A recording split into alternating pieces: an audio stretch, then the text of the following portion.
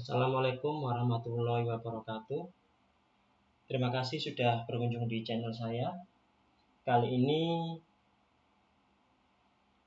kita akan belajar tentang cara instalasi ePrint versi 3.4.2, versi paling baru di sistem operasi Ubuntu 20.04 LTS. Kali ini saya akan mencoba instalasi ePrint di aplikasi VMware. Jadi sebelumnya saya sudah install Ubuntu-nya dulu di VMware. Saat ini kita akan coba install ePrint-nya.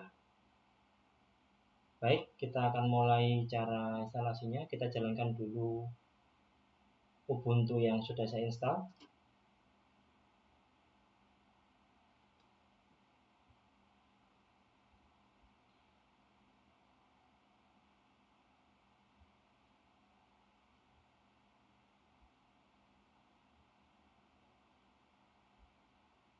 Ya, ini masih proses booting dari Ubuntu. Untuk panduan cara instalasi Ubuntu di VMware, sumbernya sudah sangat banyak. Teman-teman bisa cari di website atau di YouTube.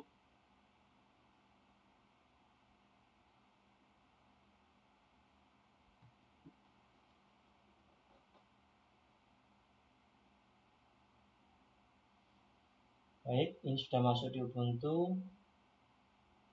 Saya akan login menggunakan user Agung dan password Agung. Ini password yang sudah saya setting di instalasi Ubuntu sebelumnya. Saya lalu ketikkan ifconfig. Ini fungsinya untuk mengetahui IP address dari Ubuntu saya. Oh ya, saya menggunakan aplikasi putih untuk terminal. Jadi teman-teman bisa menggunakan aplikasi terminal yang lain, bisa pakai bawaan VMware. Saya lebih cocok dengan putih. IP yang di sini saya masukkan 140, jadi sesuai dengan IP-nya. Baik, ini saya sudah terkoneksi ke dalam Ubuntu di VMware. Saya minimas. Saya login menggunakan user Agung, password Agung. Untuk tahap pertama, kita akan memasukkan dari dep. Jadi ini karena kita menggunakan Ubuntu, jadi source-nya memang berbasis dep. Jadi kita akan masukkan baris dep HTTP itu di file source.list. Untuk untuk Ubuntu 18.04 dan 20.04 lebih baik jika install ePrint-nya menggunakan user yang setara root atau root. Saya menggunakan sudo. Yaitu saya ketikkan pico. Nah, ini file source.list-nya. Saya letakkan source tersebut di paling bawah.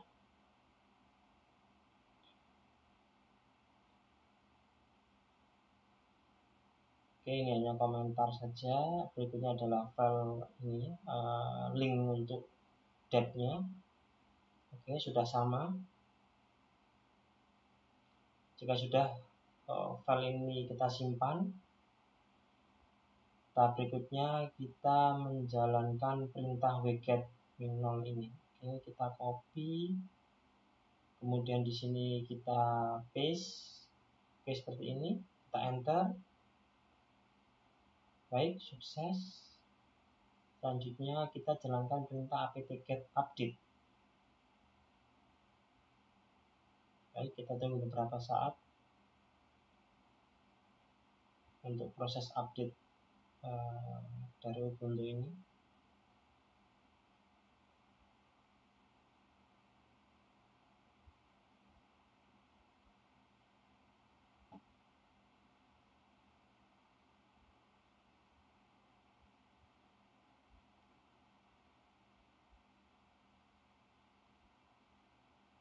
Berikutnya kita akan menjalankan perintah apt-case show ePrint. Fungsi ini untuk melihat ePrint versi berapa yang tersedia Oke, bisa kita lihat versi 3.4.2. Kita akan jalankan perintah apt get install eprint sama dengan 3.4.2.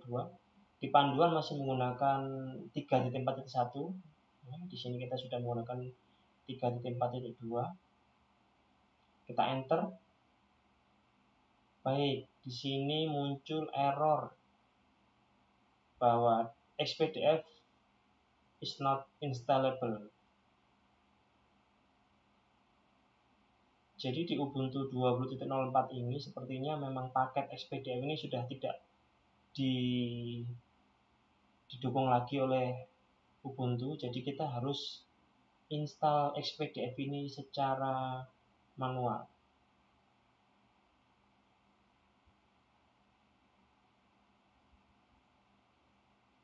Untuk URL dari Ubuntu ini saya akan sertakan di kolom deskripsi.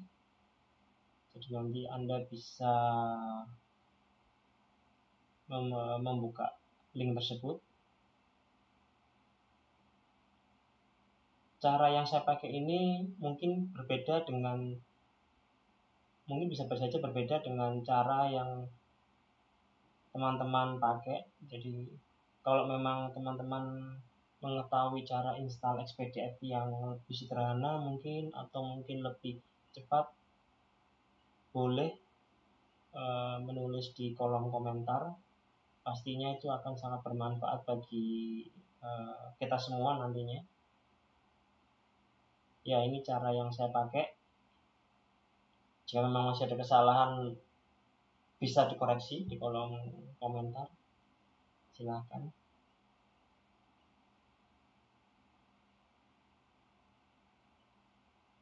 Baik, ini masih proses untuk instalasi XPDF-nya.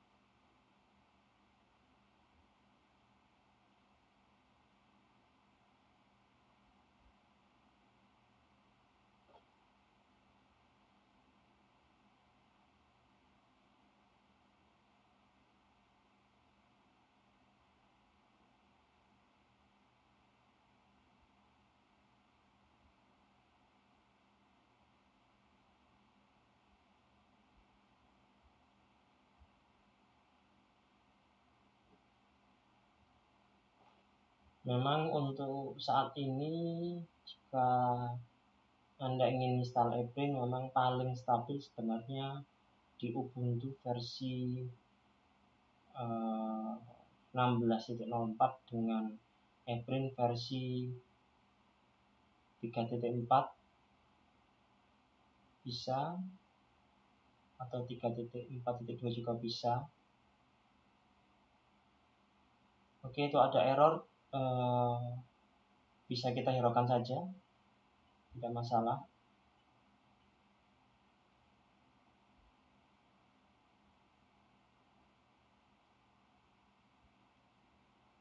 Baik, ini selanjutnya adalah install paket XPDF-nya.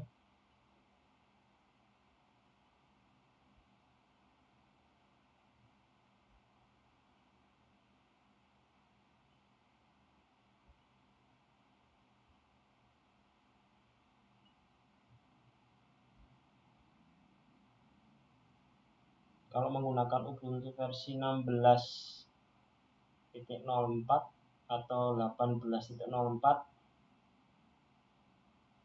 eprint-nya akan berjalan dengan lancar tanpa install XPDF secara manual seperti ini.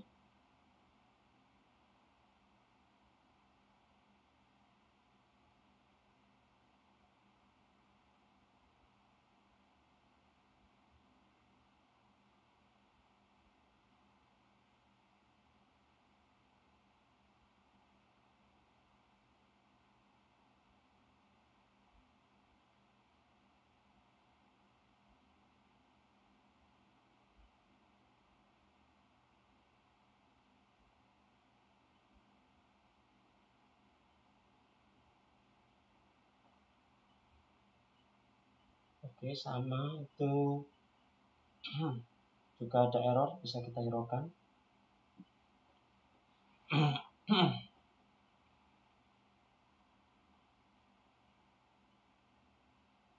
Tahap selanjutnya setelah kita selesai install XPDF, yaitu kita akan menjalankan perintah instalasi eprint. Jadi kita ulangi lagi perintah apt-get install tadi, apt-min get spasi install spasi eprint.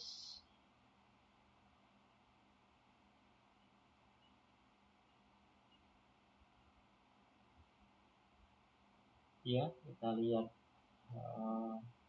panduannya lagi. Ya, ini apt-get spasi install spasi eprint sama dengan 3.4.2.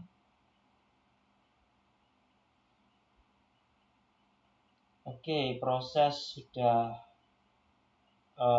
berjalan, jadi XPDF tidak ada masalah, berarti sudah terinstall. Berikutnya ini adalah proses untuk menginstal paket-paket kebutuhan dari eprint. Untuk lamanya tergantung dari juga koneksi internet Anda.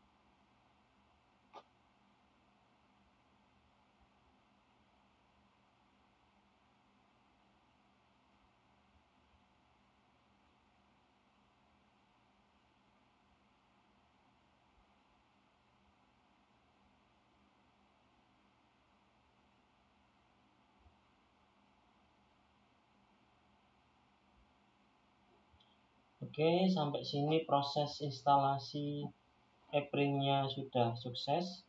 Berikutnya adalah proses untuk setting MySQL.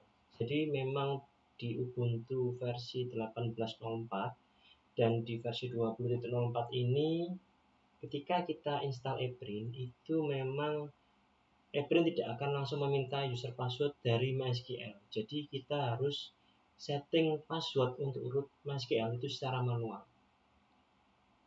Baiklah, karena kalau tidak kita setting password secara manual, ketika instalasi Eprin dan kita ditanya user password dari root MySQL, maka proses instalasi akan terhenti. Oke, ini adalah proses untuk kita masuk ke MySQL. Jadi kita harus ganti password setelahnya kita memberikan password terhadap rootnya. Ini bisa kita ganti terserah. Jadi saya pakai passwordnya Agung biar lebih mudah. Kalau sudah password MySQL ini usahakan kalau nanti memang dipakai di server untuk production, gunakan password yang lebih aman daripada ini hanya sebagai contoh saja.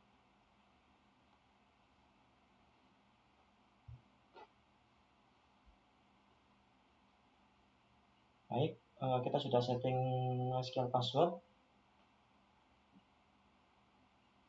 Jika sudah setting MySQL password, tahap selanjutnya kita akan mendownload satu file, yaitu file Eprin Flavor. Jadi pada versi Eprin 3.4 ini memang disediakan beberapa macam jenis Eprin. Jadi ada Eprin Zero, ada Eprin Publication. Kita akan coba pasang Eprin Publication di Eprin ini. Fungsinya apa? Agar Eprin kita nanti kita bisa memanage item. Jadi kita bisa menambah item seperti Eprin versi 3.3 sebelumnya. Dan memang dibuat Eprin ini terpisah oleh paketnya, memang dibuat terpisah oleh Eprin. Oke, ini paketnya. Kita copy linknya. Kita wget, kita download di server lokal dulu.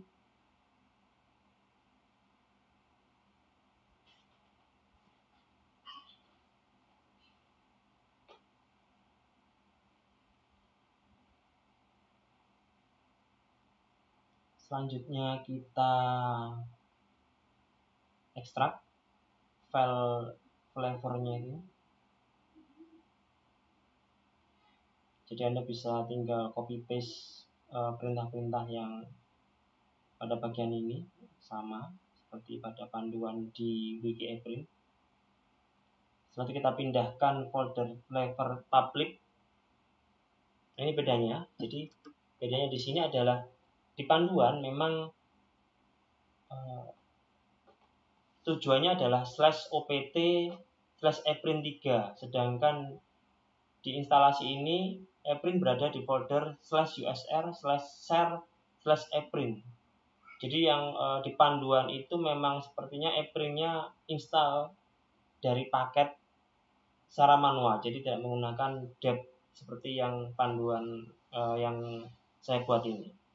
Jadi ada perbedaan di tujuan foldernya.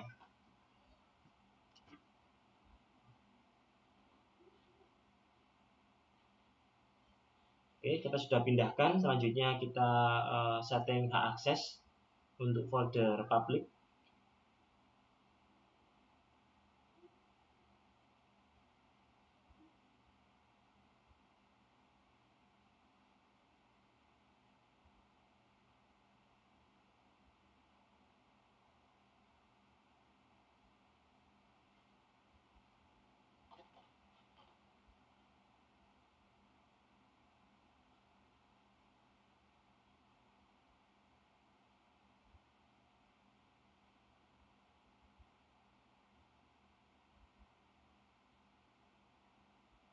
Baik, ini proses untuk akses sudah selesai.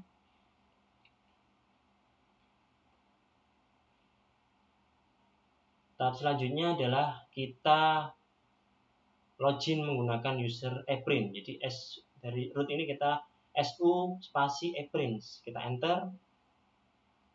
Nah, ini posisi kita sudah berada di user ePrint. Kita baru jalankan perintah epadmin. Jadi ini perintah untuk mengaktifkan ePrint.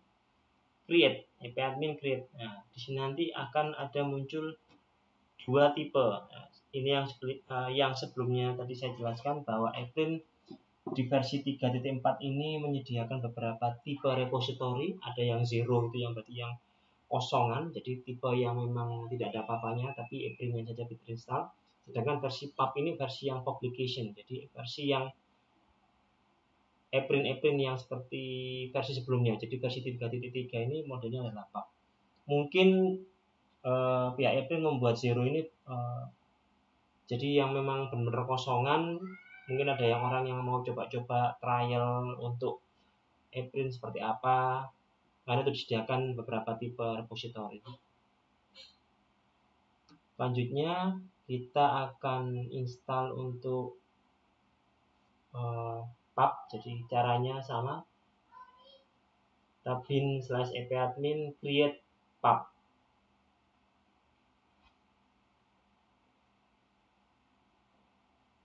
Oke, kita masukkan arsip ID-nya. Saya menggunakan repoku namanya. Jadi ini opsional, teman-teman bisa pakai nama yang lain. Untuk hostname saya buat repoku.kampus.ac.id.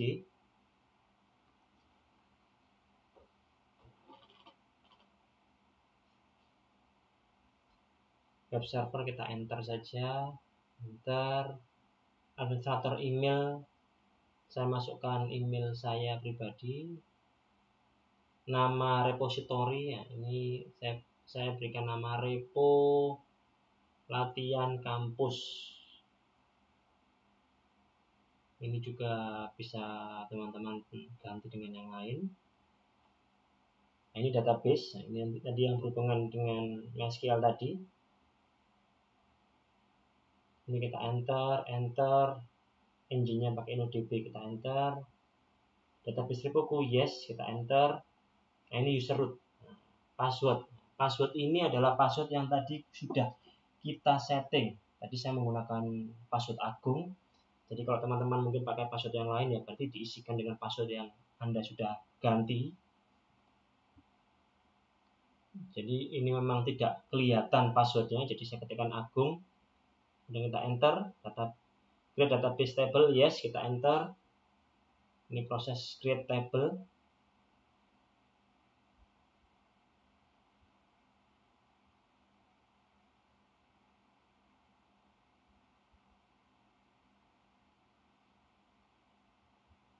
Ini membuat user, jadi yes, username-nya tipe admin, passwordnya saya masukkan admin.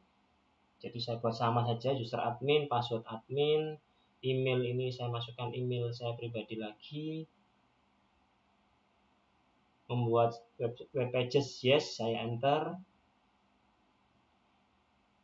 LOC subject dan sample division, oke, kita enter. ePrint ini bawaannya menggunakan LOC, Library of Content Test. Teman-teman nanti juga bisa ganti, misalkan menggunakan DDC atau menggunakan subjek yang lain, boleh. Division ini berarti program studi, jadi bisa divisi dari institusi kita. Biasanya kita isi dengan program studi, jadi fakultas apa, di prodinya apa, lalu mungkin ada divisi yang lain, misalkan divisi LPPM, nanti bisa ditambahkan di bagian division. Ini subjeknya, oke.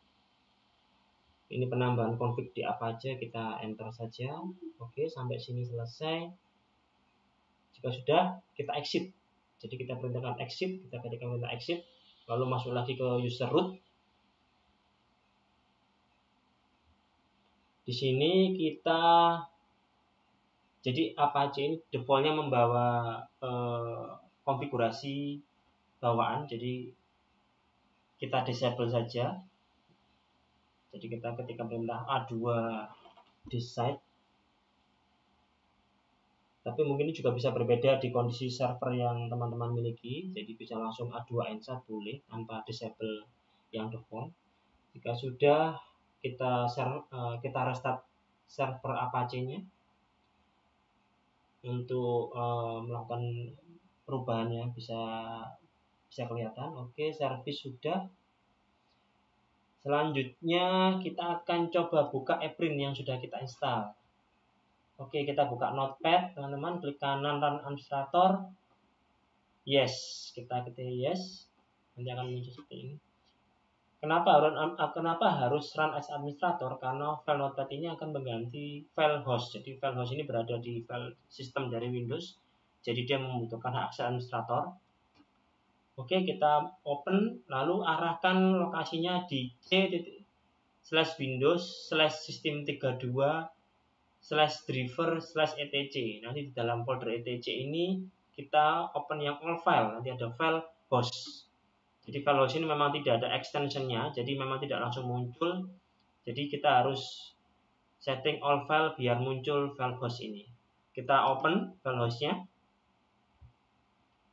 Baik, di sini kita masukkan IP address dari server Ubuntu kita. Tadi IP server kita adalah 140. Jadi kita ketikkan 192.168.29.140 dan namanya apa? Namanya kita sesuaikan dengan nama yang sudah kita buat pada instalasi Eprin tadi. repoku.campus.acid. Kemudian kita save. Jika sudah kita save, sekarang kita buka browsernya. Kita akan coba jalankan website Eprin.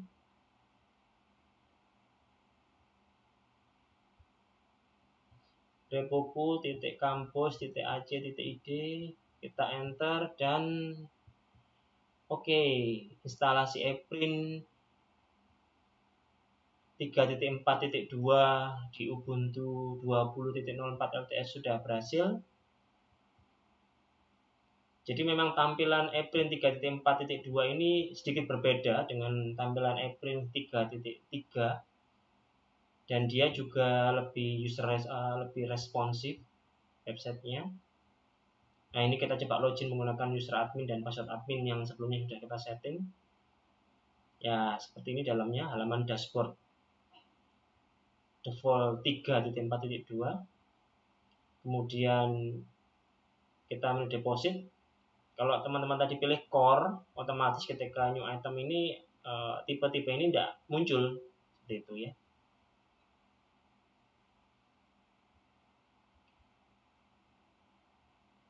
Oke teman-teman,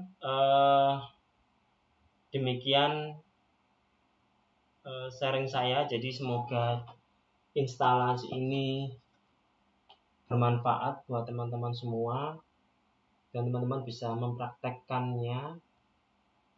Jika memang nanti ada pertanyaan, silahkan tulis di kolom komentar. Insya Allah jika saya bisa menjawabnya pasti saya jawab. Baik, saya akhiri di sini. Terima kasih. Wassalamualaikum warahmatullahi wabarakatuh.